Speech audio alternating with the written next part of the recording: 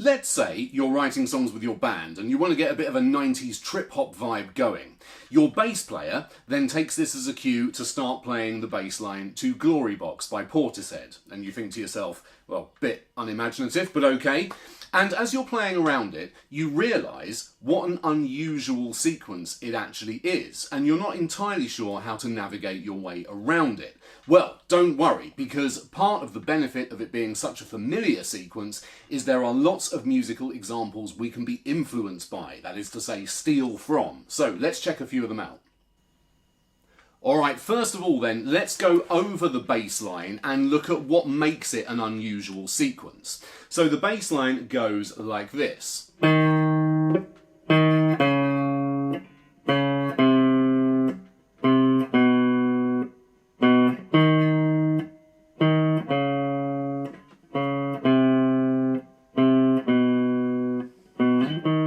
And so on. Now, before I go any further, let me just say this. I have noticed there is a certain type of internet user out there, maybe you've come across them yourself.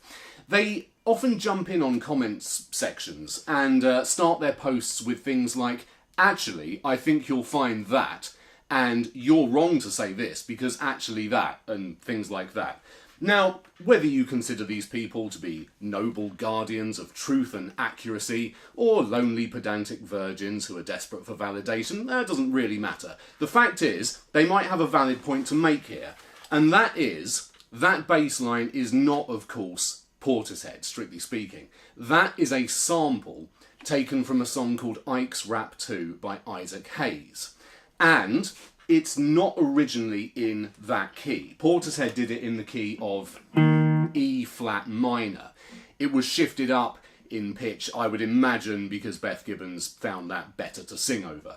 But the original is actually in D minor. And that's what we're going to be doing our example in today. It's a little bit easier to deal with, theoretically. So the sequence is going to go D to C, to B, to B flat.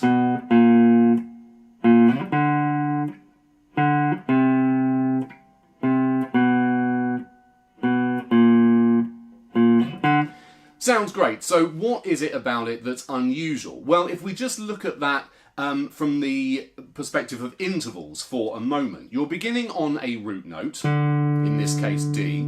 You then move down a tone to a C, which is an interval of a minor seventh. So you think, okay, this lands us pretty firmly within the key of D minor. Then we go down a semitone to a B. A B in the key of D is a major sixth.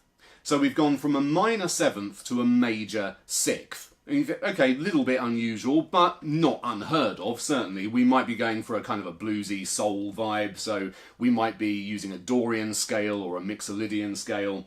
But then we go down another semitone to a B flat, which is a minor sixth. So we've gone minor seventh, major sixth, minor sixth, which really doesn't make any sense from the point of view of scales and things like that. Not that that matters, of course, but it just gives us something to navigate our way around when we're coming up with a part to fit it.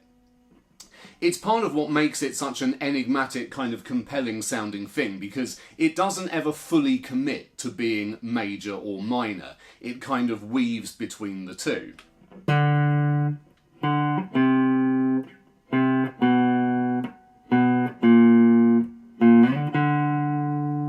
So, let's look at a couple of options. Okay, so the band's got a bit of a groove going, and it goes like this.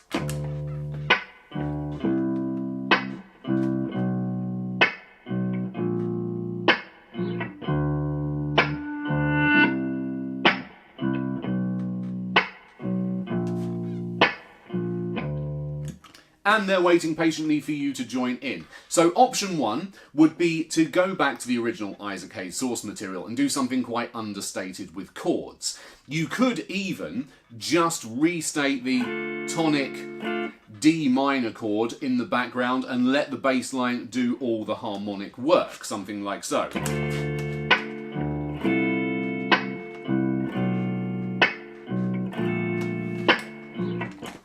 However, so they don't start to suspect you're just taking up space in the band unnecessarily doing something like that, let's do something that does fit that progression a little bit more closely. And that's where slash chords come in.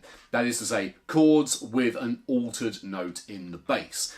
So we are going to keep the D minor at the top, but we are just going to move with the bass note. So we're going to play our D minor chord there with the bar at the 5th fret, and then we're playing the B string, 6th fret, G string, 7th fret, and D string, 7th fret. And we are going to play a series of slash chords to fit the progression.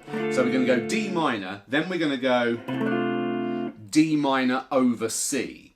So for this, I'm reaching over with the little finger for the C note at the 8th fret on the E string, and I've just had to reshuffle the fingers slightly, so I'm keeping that same D minor chord at the top there. Then comes D minor over B. So we're playing the B at the 7th fret on the E string. And again, same shape there, but a little bit of a reshuffle with the fingers required. And then D minor over B flat. The B flat being played at the 6th fret on the E string. Otherwise known as a B flat major 7 chord, incidentally. So we have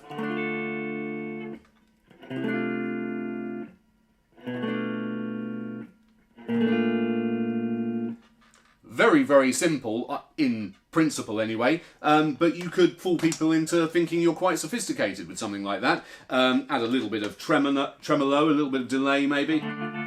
Let's see how that sounds.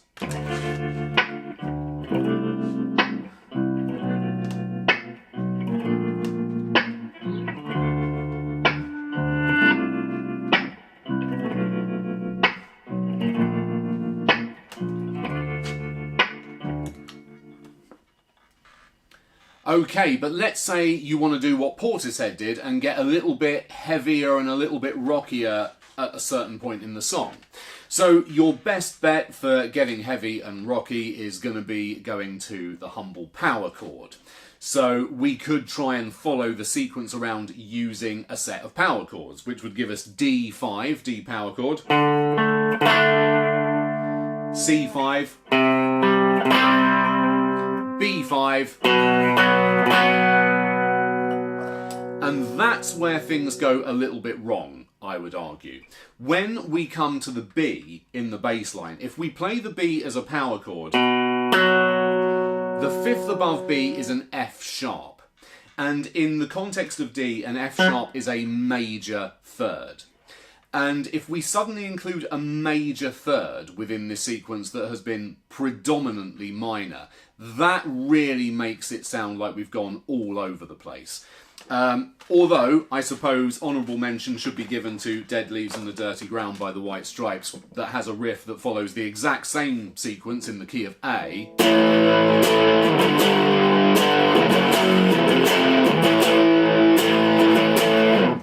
Using power chords, and it works fine. So the ultimate moral of the story in music, I guess, is if all else fails, just do whatever the hell you want. You probably make it work. But let's say we'll try and be a little bit cleverer here.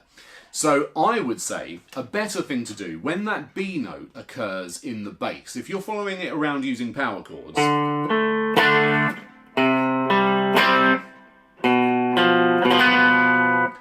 would be to do that, where you're playing what is basically a B flat 5 power chord. So you're playing the B, but you're playing the F natural above it, 3rd fret on the D string, and then regular B flat 5. That obviously sounds pretty weird in and of itself, but what you're doing there is keeping the other notes consistent with the D minor scale.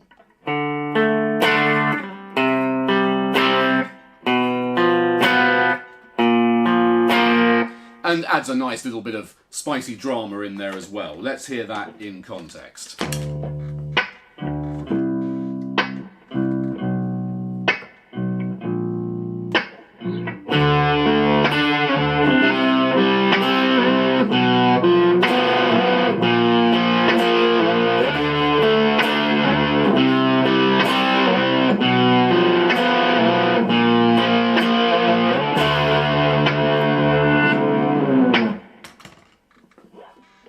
Now, if you want to take this in a different direction altogether, a good source of inspiration might be those perpetual smart asses from Liverpool. If you think of a track like this,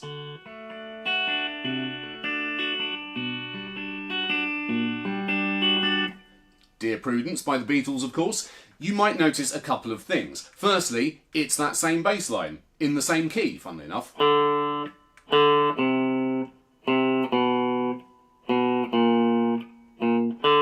But with rather a different flavour in this context. So what's happening here is above it, we've got that kind of static tonic chord thing, but this time it's very definitely a D major chord.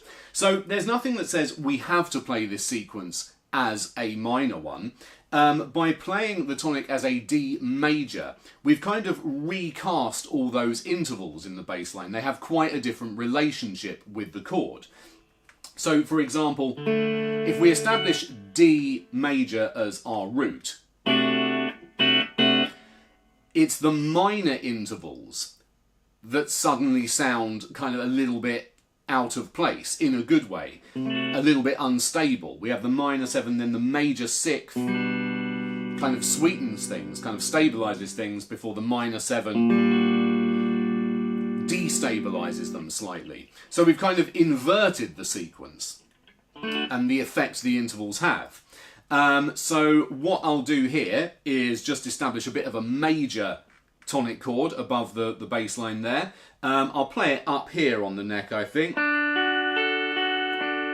where we've got the D note at the 7th fret on the G string, the F sharp at the 7th fret on the B string, and then I might add a little bit of melodic colour using the E note at the 5th fret on the B string and the A note 5th fret on the E string as well.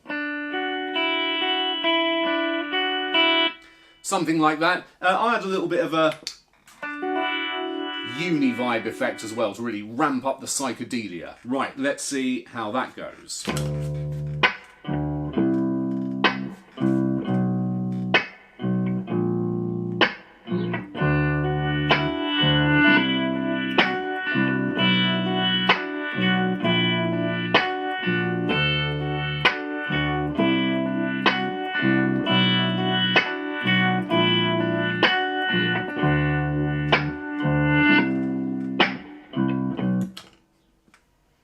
And lastly then, after all this talk of major, minor, which is it, there's no real reason to fully commit to either. Let's consider The Changing Man by Paul Weller, which goes like this.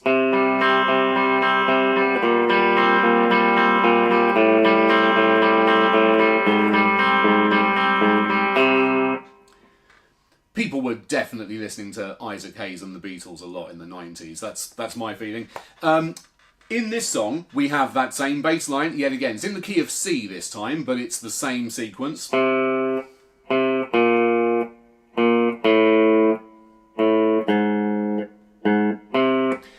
what's going on over the top? Again, we've got a kind of a static chord thing, but it's essentially just a power chord.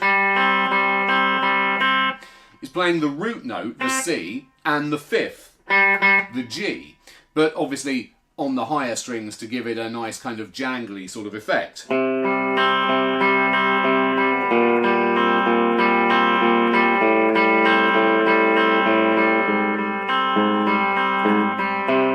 So we're really leaning into the enigma of the sequence. We're not really giving the listener any extra information about whether it's settling in a minor or a major place.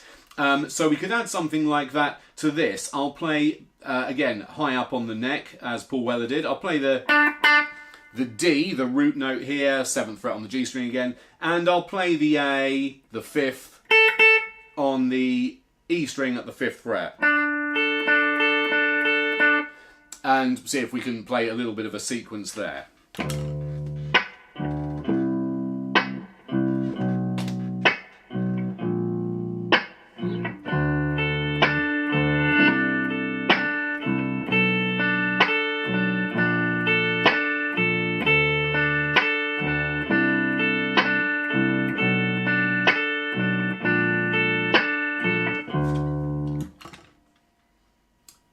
So there we go, a few ideas with how to deal with a classic descending bass line. If you've made it this far through the video, let me tell you, you are just my sort of person, so please consider liking and subscribing so we can hang out together more. Thank you ever so much for watching. I'll see you again soon. Cheers.